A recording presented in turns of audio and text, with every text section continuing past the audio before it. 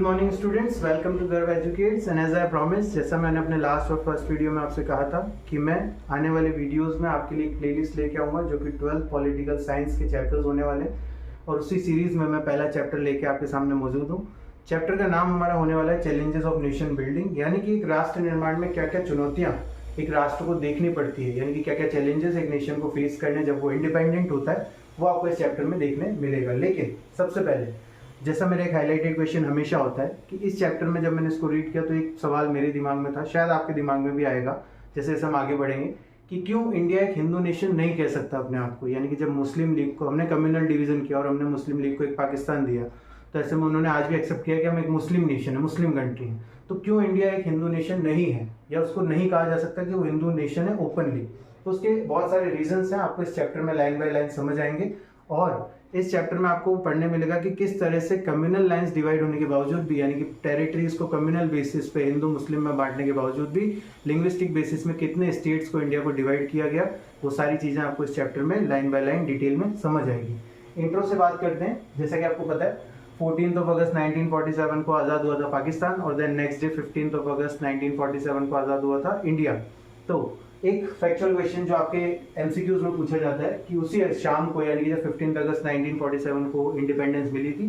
तो former prime minister जो थे पंडित जवाहरलाल नेहरू, उन्होंने एक स्पीच दी थी। उस स्पीच के नाम पर ट्रस्ट विद डेस्टिनी। ठीक है, स्पीच का अगर मोटिव की बात करें तो स्पीच में तो उन्होंने यही कहा था कि किस तरह से एक लॉन्ग स्ट्रगल के बाद, कहीं सपोर्ट के बाद, कहीं जाने गंवाने के बाद इंडिया को इंडिपेंडेंस मिली है। ठीक है, लेकिन ये जो वर्ड था ट्रस्ट विद डेस्टिनी, इसका मीनिंग क्या होने वाला है? देखिए, ट्रस्ट विद डेस्टिनी का मतलब होता है कि एक सीक्रेट डील कर लेना अपने आप से कि हम डेस्टिनी तक किस तरह से जाएंगे, या फिर अपने भाग्य से डील करना कि किस तरह से हमें डेस्टिनी मिलने वाली है। ठीक है, तो ये इस वर्ड का मीनिंग होने वाला है जो आपको पूछा भी जाता है एमसीक्यूज में मेनली। और अब जैसे ही आपका डिवीजन हुआ, तो जैसे आपको पता है कम्युनल लाइंस पे डिवीजन, यानी कि हिंदू मुस्लिम में जब देश बटा तो बहुत सारे राइट्स हुए, दंगे फसाद हुए, जिसमें कई लोगों की जाने गई। तो वैसे तो हमें इंडिपेंडेंस मिली, लेकिन ये था एक unplanned tragic transfer of people, यानी कि जिसकी किसी ने उम्मीद भी नहीं लगाई थी, उस तरह से ये ट्रांसफर हो गया। यानी कि माइग्रेशन जो हुआ वो उस तरह से हुआ, यानी कि इस तरह की भगदड़ मची, इतने राइट्स हुए, और ये जो ट्रांसफर था ये नॉर्मल होने की बजाय ट्रेजिक हो गया, यानी कि एक यादगार इंसिडेंट बन गया, या फिर कह सकते हैं कि आपके हमारा पार्टीशन जो था वो हमारी आज़ादी के समय का एक धब्बा बन गया हमारे लिए। तो ये अनप्लान और ट्रेजिक ट्रांसफर ऑफ पीपल, इसको क्यों कहा जाता है अभी इसमें पढ़ेंगे। देखिए, जब ट्रांसफर हुआ लोगों का, तो ट्रांसफर में क्या हुआ कि मैंने आपको बताया कि अगर आप देखेंगे इंडिया का मैप, तो इस तरफ एक रीजन है और इस तरफ एक रीजन है। दोनों तरफ अगर आप डिवीजन देखेंगे तो यहां पे आता है एक ईस्ट पाकिस्तान,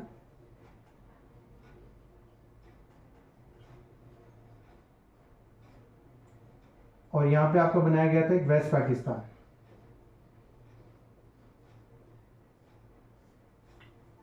ये डिवीजन इस तरह से क्यों होता है, इस पर भी एक सवाल बनता है। लेकिन ये डिवीजन इस तरह से इसलिए हुआ था क्योंकि कुछ पॉपुलेशन जो थी मुस्लिम नेशन की वो इस तरफ थी, और कुछ पॉपुलेशन इस तरफ ज्यादा थी, यानी कि पंजाब के इलाके में और इस तरफ बंगाल के इलाके में मुस्लिम पॉपुलेशन अच्छी खासी थी। तो वैसा तो हो नहीं सकता कि दोनों जगह अलग अलग बीच में डिवाइड कर दें। तो एक हिस्सा इस तरफ दिया गया जहाँ पे मुस्लिम पॉपुलेशन ज्यादा थी, और एक हिस्सा इस तरफ दिया गया जो कि उड़ीसा बंगाल, इन रीजन से ईस्ट पाकिस्तान बनाया गया, जो कि अभी करंट में बांग्लादेश है। ठीक है, तो जब इन रीजन्स में पॉपुलेशन डिवाइड हुई, तो जब आपको पता है कि जब इंडिपेंडेंस हुई तो सुबह उठते ही कई लोगों को तो ये पता ही नहीं था कि वो पाकिस्तान में है कि वो भारत में है। तो ऐसे में एक रश हुआ, यानी कि लोगों का भगदड़ मचना शुरू हुई, लोगों की, लोग ट्रेनों की तरफ भागने लगे, कई लोग तो पैदल ही माइग्रेट करने चले गए एक जगह से दूसरी जगह। तो ऐसे में क्या हुआ कि जो यहाँ पे मुस्लिम पॉपुलेशन थी वो तो गई ईस्ट पाकिस्तान की तरफ, इस रीजन की बात करें पर्टिकुलरली ईस्ट की, और जो यहाँ पे हिंदू पॉपुलेशन थी वो आने लगी इंडिया की तरफ। ठीक है, और इसी तरफ इस बॉर्डर से पॉपुलेशन जो इंडिया की थी वो वेस्ट पाकिस्तान से इंडिया में, और इंडिया की जो पॉपुलेशन थी वो वेस्ट पाकिस्तान में। तो ये जब रश हुआ, कई लोग पैदल माइग्रेट कर गए, कई लोग ट्रेनों में जा रहे हैं, भगदड़ हुई, तो इन्हीं में राइट्स जो थे, यानी कि दंगे जो थे वो भड़क उठे, और ऐसे में कई लोगों को अपनी जान गंवानी पड़ी। यानी कि जो ट्रांसफर ऑफ पीपल नॉर्मल होना चाहिए था वो बन गया ट्रेजिक। और कुछ जोन्स थे जिनको कम्युनल जोन्स डिक्लेयर किया, ये पूछा भी जाता है कि कौन से ऐसे रीजन है जिनको कम्युनल जोन्स डिक्लेयर किया गया था at the time of partition. तो कम्युनल जोन्स की बात करें तो 3 ऐसे रीजन थे जहाँ पे दंगे पीक पे थे। तो वो थे आपके लाहौर, अमृतसर और कोलकाता, जहाँ पे बहुत ज्यादा एडमिनिस्ट्रेशन को बहुत ज्यादा स्ट्रक्चर होने की जरूरत थी वहाँ पे उस समय पे खास करके। तो लाहौर, अमृतसर और कोलकाता में सबसे ज़्यादा जाने गई। इनको कम्युनल जोन्स भी डिक्लेयर किया गया, यानी कि यहाँ पे ही सबसे बड़े वो रीजन थे जहाँ पे हिंदू मुस्लिम जो दंगे थे वो पीक पे भड़के थे। और अब कई लोगों के लिए तो जो नेशन इंडिपेंडेंस थी वो नॉर्मल थी, लेकिन कई लैक्स ऑफ पीपल के लिए, यानी कि कई लाखों लोगों के लिए ये लाइफ ऑफ रिफ्यूजी कैंप बन चुकी थी। यानी कई लोगों को अपने कच्चे पक्के मकान जो कि बसे हुए थे, काफी सालों से वो एक जगह पे रह रहे थे, वो रीजन छोड़ के उन्हें जाना पड़ा रेफ्यूजी कैंप्स के अंदर। क्योंकि जब आप इस जगह से दूसरी जगह माइग्रेट करते हैं तो आप अपना घर या अपनी सारी संपत्ति, एसेट तो यहाँ छोड़ के आए, तो यहाँ पे आने के बाद आपके पास कुछ भी नहीं है। तो ऐसे में रेफ्यूजी कैंप्स बनाए गए और कई लाखों लोगों को रेफ्यूजी कैंप में कई सालों तक रहना पड़ा। ठीक है, नेक्स्ट, उस समय की जो राइटर्स और ऑथर्स होते हैं उन्होंने ये बताया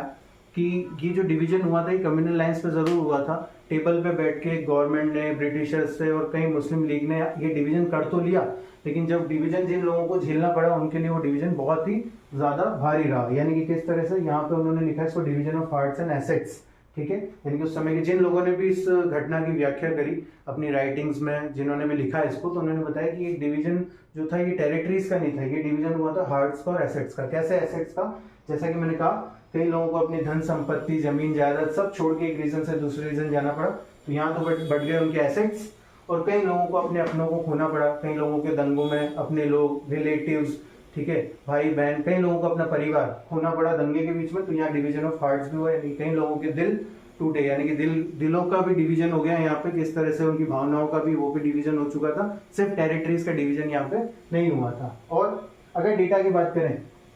तो अभी गूगल डेटा की बात करें तो उसमें 9 मिलियन पीपल आता है कि अगर 90 लाख लोग जो थे उन्होंने माइग्रेट किया, लेकिन एज पर 12th क्लास की एनसीईआरटी उसमें 80 लाख लोगों ने, यानी कि 8 मिलियन पीपल ने। ये डेटा थोड़ा फ्लक्चुएट होता है, यानी कि क्योंकि अभी भी ये एग्जैक्ट डेटा होगा कि नहीं होगा पता नहीं, लेकिन फिर भी एनसीईआरटी के अकॉर्डिंग 80 लाख पीपल ने माइग्रेट किया था, यानी कि 80 लाख लोगों ने अपनी जगह स्थानांतरण, यानी कि एक जगह से दूसरी जगह उन्हें जाना पड़ा परिस्थितियों के मद्देनजर। और साथ ही जब दंगे भड़के तो उसमें 5 से 10 लाख लोगों को अपनी जानें भी गंवानी पड़ी। अब देखिए, जब 5 से 10 लाख लोगों की जानें गई तो उसमें मैं ये नहीं कह रहा हूँ कि पर्टिकुलर एक कम्युनिटी की ही जान गई, यानी कि बहुत हिंदू मारे गए होंगे, बहुत मुस्लिम मारे गए होंगे और बहुत सारी दूसरी कम्युनिटी के लोग भी मारे होंगे, क्योंकि इन दंगों का हिस्सा सिर्फ 2 कम्युनिटी नहीं थी। इन दंगों का हिस्सा वो लोग भी थे जो सच में दंगे भड़काना चाहते थे, जो सच में नहीं चाहते थे कि ये जो डिवीजन है ये बहुत इजीली, बहुत शांति से हो जाए। तो इन दंगों का शिकार वो सभी लोग हैं, वो सभी कम्युनिटी हुई जो कि यहाँ पे रह रही थी। यानी कि ये नाम सिर्फ था कि कम्युनल डिवीजन हो रहा है हिंदू मुस्लिम का, लेकिन यहाँ पे जो लोग मारे गए या जो इसका शिकार हुआ वो हर कम्युनिटी से थे। और अगर बात करें तो डिवीजन के बाद भी, जैसा मेरा सवाल था, हाईलाइटेड क्वेश्चन जो था हमारा, कि इंडिया एक हिंदू नेशन क्यों नहीं है, ठीक है, तो हिंदू नेशन नहीं होने का एक सबसे बड़ा रीजन है कि अगर आप बात करो कि जब हमने एक पाकिस्तान बना भी दिया, यानी कि हमने बहुत सारी मुस्लिम पॉपुलेशन पाकिस्तान में चली गई होगी अप्रॉक्स, और उसके बावजूद भी जब 1951 में अगर डेटा देखा जाए तो 12% ऑफ द मुस्लिम्स, यानी कि अभी भी हर 100 में से 12 लोग जो थे या 12 जो रहे होंगे वो मुस्लिम कम्युनिटी के लोग रहे होंगे। तो यानी कि अभी भी 12% ऑफ मुस्लिम्स थे, और अगर अभी का डेटा भी देखेंगे आप तो 20 से 25 करोड़ के बीच में मुस्लिम है इंडिया में, तो वो रफली 12 to 15% of the total population Muslims ही है इंडिया में। तो यानी कि इंडिया में मुस्लिम अलग नेशन बन जाने के बावजूद भी, इंडिया से निकल जाने के बावजूद भी अभी भी 12% मुस्लिम्स यहाँ पे हैं, और साथ ही बहुत सारी दूसरी कम्युनिटीज का भी घर है इंडिया, जैसे कि यहाँ पे हिंदूज के अलावा Muslim, Buddhist, Jain, Sikh, Christian, Jews, ये अलग अलग कम्युनिटी हैं जो अभी भी इंडिया में थोड़ी थोड़ी संख्या में सही लेकिन है मौजूद, और जिन्हें, क्योंकि इंडिया का हमेशा से ये आप कह सकते हैं स्टैंड रहा है कि हमें हर कम्युनिटी को उसको डिग्निटी प्रोवाइड करनी है, उसको एक आइडेंटिटी देनी है, उन्हें समान अधिकार देने। तो ऐसे में इंडिया ने इन सबको अधिकार दे रखे हैं, कई कैटेगरीज को हमने रिजर्वेशन दे रखे हैं, कैटेगरीज के लिए हमने संविधान में ऐसे आर्टिकल्स, ऐसे क्लॉज डाल रखे हैं कि जिससे उनकी धार्मिक भावनाएं जो उनको आहत ना हो, किसी भी तरह से उन्हें हर्ट ना हो, ठीक है। तो ऐसे में इन सारी कम्युनिटीज को डिग्निटी प्रोवाइड करने के लिए इंडिया अपने आप को एक सेक्युलर स्टेट बोलता है, यानी कि हम अपने आप को हिंदू राष्ट्र नहीं बोल के एक धर्मनिरपेक्ष स्टेट या राष्ट्र बोलना ज्यादा पसंद करते हैं, क्योंकि हम सारे धर्मों का घर बनना चाहते हैं, ना कि किसी एक धर्म की वजह से हम बाकी धर्मों को नीचा दिखाना चाहते हैं। तो ये था इस चैप्टर का प्रॉपर एक इंट्रो। आने वाले इसी चैप्टर में अभी हम पढ़ने वाले डिटेल में कि किस तरह से लिंग्विस्टिक बेसिस पे क्या क्या एक तो चैलेंजेस रहे और किस तरह से लिंग्विस्टिक बेसिस पे यहाँ पे डिवीजन हुआ। जब इंडिया आज़ाद हुआ तो जो एडमिनिस्ट्रेटर थे, जो सरकार चलाने वाले थे, उन्होंने आपस में जब बैठक करी होगी तो उन्होंने देखा कि हम इंडिया को या फ्यूचर इंडिया को किस तरह से शेप करेंगे। तो शेप करने की जब बात आई तो 2 एग्रीमेंट्स पे करार हुआ, यानी कि 2 एग्रीमेंट्स पे वो लोग आकर के रुके, और वो 2 एग्रीमेंट्स थे जिसमें था कि एक तो इंडिया इंडिपेंडेंस के बाद हमेशा एक डेमोक्रेटिक नेशन ही रहेगा, यानी कि लोग अपनी सरकार खुद चुनेंगे, लोगों द्वारा चुना जाएगा उनका रिप्रेजेंटेटिव, वही उनके लिए पॉलिसीज स्कीम्स बनाएगा, फिर उन्हें ग्राउंड लेवल पे इम्प्लीमेंट कराएंगे। यानी कि किस तरह से फ्यूचर इंडिया शेप होगा, वो डेमोक्रेटिक नेशन ही रहेगा हमेशा, ये पहला एग्रीमेंट था। देन दूसरी बात है, जो भी सरकार लोग चुनेंगे तो वो सरकार हमेशा वेलफेयर ऑफ द पीपल यानी कि लोगों के भले के लिए काम करेगी, सोसाइटी के गुड के लिए काम करेगी। तो उनकी सारी स्कीम्स उसी दिशा में होनी चाहिए कि कैसे वो लोगों को ज़्यादा से ज़्यादा उनकी जो डिमांड्स उनको पूरा कर पाएँ, किस तरह से लोगों को एक बेटर लाइफ दे पाएँ, एक अच्छी सोसाइटी बना पाएँ। तो ये दो एग्रीमेंट्स पे डिसाइड हुआ था कि इंडिया आगे काम करेगा। नेक्स्ट देन 3 चैलेंजेस की बात करें, जैसा कि चैप्टर का नाम ही है चैलेंजेस ऑफ नेशन बिल्डिंग, तो उसमें 3 बड़े कौन से चैलेंजेस हुए इंडिपेंडेंट इंडिया के सामने। तो वो 3 बड़े चैलेंजेस में सबसे बड़ा चैलेंज तो था इंडियाज यूनिटी एंड इंटीग्रिटी। देखिए देश ने एक बहुत बड़ा पार्टीशन देख लिया कम्युनल बेसिस पे कि मुस्लिम्स अलग हो गए, इंडिया अलग हो गई, यानी कि कहीं ना कहीं माइंड जो था वो सेटअप हो गया कि यहाँ पे माइनॉरिटी और मेजोरिटी का एक कॉन्सेप्ट जो था वो इंट्रोड्यूस हो गया। यानी कि जब यहाँ पे दूसरी कम्युनिटी रह गई, मैंने आपको बताया था कि कैसे दूसरी कम्युनिटी सिख्स, क्रिश्चियन, जूस वगैरह, ये सारी कम्युनिटीज भी अभी इंडिया में थी, ठीक है, थोड़े थोड़े संख्या में थी लेकिन थी। तो ऐसे में इनके अंदर जो मेजोरिटी और माइनॉरिटी का फियर क्रिएट हो गया, तो ऐसे माइंडसेट के साथ India in religion, in cultures, in traditions को रिस्पेक्ट करते हुए किस तरह से आगे इसी यूनिटी और इंटीग्रिटी यानी कि एकता और अखंडता को मेंटेन रखेगा, ये इंडिया के सामने सबसे बड़ा एक चैलेंज था। देन नेक्स्ट बात करें तो एस्टैब्लिश डेमोक्रेसी, यानी कि देखिए आपने संविधान बनाया, आपने राइट टू वोट दे दिया, आपने रिप्रेजेंटेटिव डेमोक्रेसी दे दी, ठीक है, आपने बहुत सारे अधिकार दे दिए, फंडामेंटल राइट्स दे दिए। तो ऐसे में जब आपने ये राइट्स दिए हैं तो आप लोगों को किस तरह से ये एक्सेप्ट करवाएंगे कि उनकी सरकार ने, उनकी गवर्नमेंट ने जो राइट्स बनाए हैं वो ग्राउंड लेवल पे भी उतना ही ज़्यादा काम करेंगे जितना कि वो संविधान की किताब में लिखे गए, तो वो ग्राउंड लेवल पे भी इम्प्लीमेंट होंगे। ये एक बड़ा चैलेंज था इन सारी कम्युनिटीज़ के बीच में, ठीक है। और सरकार को ये काम करना था कि किसी भी तरह से इन कम्युनिटीज़ का ये फियर हटाया जाए और एक डेमोक्रेसी स्टैब्लिश की जाए जो कि सिर्फ और सिर्फ डिपेंड हो सकती है एक यूनिटी और इंटीग्रेटेड स्टेट के ऊपर ही, ठीक है। नेक्स्ट देन एक चैलेंज था डेवलपमेंट। डेवलपमेंट यानी कि इसको थोड़ा आप इकोनॉमिक सेक्टर से रिलेट करिए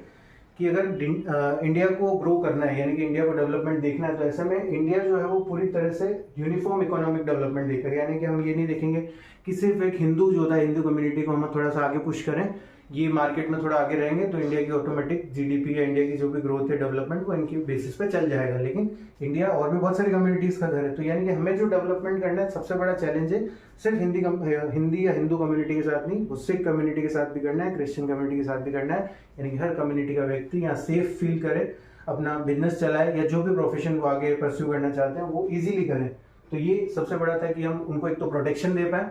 साथ ही साथ उनके लिए वेलफेयर स्कीम सोच पाए और उनको यूनिफॉर्म इकोनॉमिक डेवलपमेंट का माहौल दे पाए। ये एक तीसरा सबसे बड़ा चैलेंज था। देन नेक्स्ट देखिए एक टॉपिक है आपका इसी में पार्टीशन का, कि किस तरह से पार्टीशन हुआ था और फिर देन उसका प्रोसेस क्या था पार्टीशन का। तो देखिए पार्टीशन को तो समझना बहुत ही ईजी है, पार्टीशन पे ढेर सारी पिक्चर भी बनी है। अगर रिसेंटली बात करें तो गदर आप सबने जरूर देखी होगी, मैंने भी देखी, बहुत शानदार पिक्चर थी। देन उसी स्टोरी पे अगर बात करें कि पार्टीशन आप याद कैसे रख सकते हैं, तो उसका बहुत इजी तरीका है कि अगर आप इसको एक मूवी ही समझे कि अगर पार्टीशन पे एक पिक्चर बनी, ढेर सारी पिक्चर बनी है पार्टीशन पे,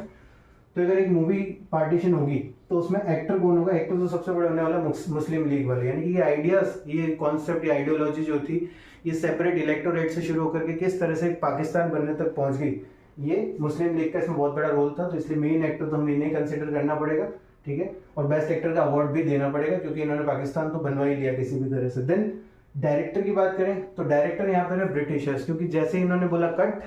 तो दो बाउंड्रीज डिवाइड हो गई, दो स्टेट्स, यानी कि अगर वर्ल्ड लेवल पे बात करें तो स्टेट्स, और यहाँ बात करें तो दो नेशंस डिवाइड हो गए, दो लोगों के जो इमोशंस थे वो डिवाइड हो गए। तो यहाँ पे जो डायरेक्टर थे वो थे ब्रिटिशर्स। और देन अगर बात करें तो प्रोड्यूसर की बात करें तो ये बहुत बड़ा रोल होता है, क्योंकि एक पिक्चर जो होती है ना, वैसे जनरल वहाँ प्रोड्यूसर का मतलब होता है फाइनेंसर टाइप, लेकिन